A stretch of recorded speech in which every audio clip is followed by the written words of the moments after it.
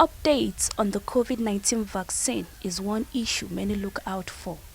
Due to controversial, false and unauthenticated issues which have been traveling fast these days, the National Primary Healthcare Development Agency with the World Health Organization held a joint press conference in Abuja on the 16th April 2021 to give updates of the administration process of COVID-19 vaccine in the country. From the speech of the Executive Director, National Primary Healthcare Development Agency, Dr. Faisal Shuaib, as of today, 16th April 2021, 53.2% of the eligible persons targeted with the AstraZeneca vaccine have been administered their first dose in the vaccination phase, thereby calling it a very impressive outcome and termed the process a success. They also noted that the NPHCDA have development partners, senior supervisors that help in determining the administration process in all states. On further note, he stated that there is currently a global shortfall of COVID-19 vaccine due to the inability of manufacturer meeting projected targets, and also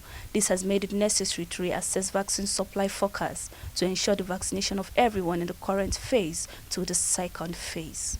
On his last note, he also stated that no deaths due to the vaccine administration have been recorded, and only what is safe for Nigerians will be administered, and plans have been set in place to engage more at the community level across the country in administering the vaccine. When incidents, no matter how rare, appear in populations receiving the vaccine, relevant authorities must investigate to determine whether there may be a connection between the medical incident and the vaccine. At this stage, different countries are taking different approaches.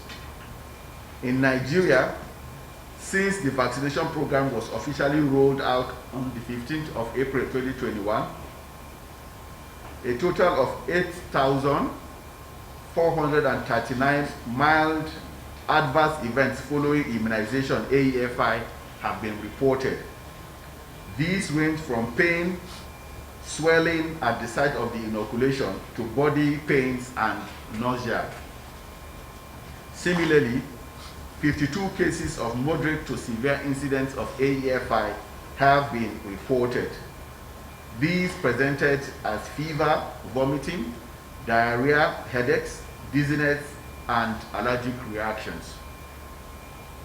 5 states have the highest records of the mild AEFI, namely Kaduna 970, Cross River 859, Yobe 541, Kebbi 511, and Lagos 448.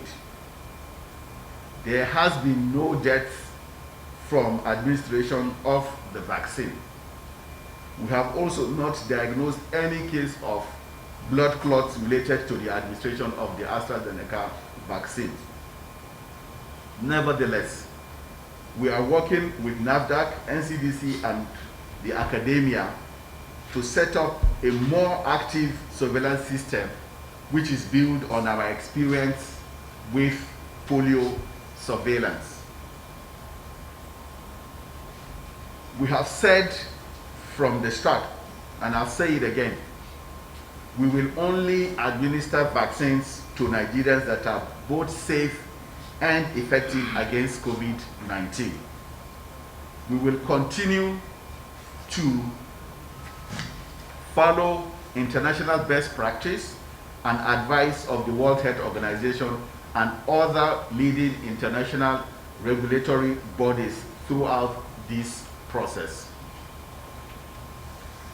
In the coming few weeks, in collaboration with the states, we plan to engage more at the community level across the country by organizing zonal town hall meetings to facilitate the discussions around COVID-19 vaccination in Nigeria. We believe that it is the right of Nigerians to get the correct information about COVID-19 vaccines, so they have the right education, the right information to make the right decisions about taking the vaccine. The proposed dates and venues for these zonal town hall meetings are as follows. For North Central, it will be in Lafia, Nasarawa State on the 20th of April by 10 a.m. And the Northeast, it will be in Yola, Adamawa State at a date to be confirmed. And the South-South, it will be in Asaba Delta State. The dates will be communicated. Northwest, it will be in Kano State. In the Southeast, it will be Owerri in Imo State. Again, the date will be confirmed and communicated. In the Southwest, it will be in Lagos State at a date to be communicated. So we thereby invite you all to join us at these town hall meetings.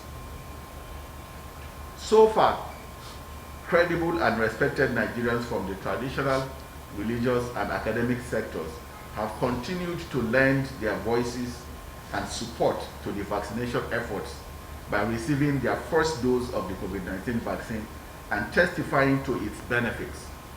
This will go a long way in encouraging their adherents to also take the vaccine, promote herd immunity, and protect our communities.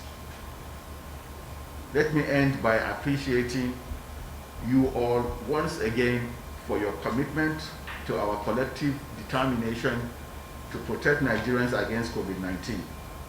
You have not relented in educating Nigerians and keeping the world abreast of government's efforts to protect its people against COVID-19. Please keep it up. WHO advises countries should continue to vaccinate with AstraZeneca vaccine, which has saved millions of lives and prevented several illnesses. As you know, all the vaccines being rolled out so far are close to 100% effective when it comes to preventing severe disease and death. And that should be our real objective as we roll out this vaccination program. To date, over 200 million doses of AstraZeneca vaccine have been administered.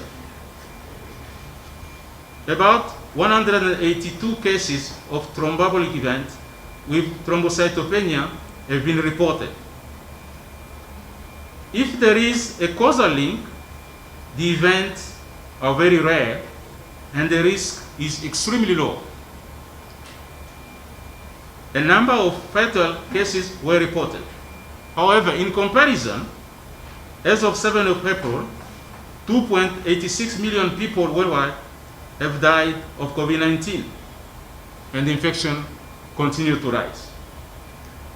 The Global Advisory Committee on Vaccine Safety of WHO advised that there is a causal relationship between the vaccine and the occurrence of rare blood clot with low platelet count is considered plausible but not confirmed.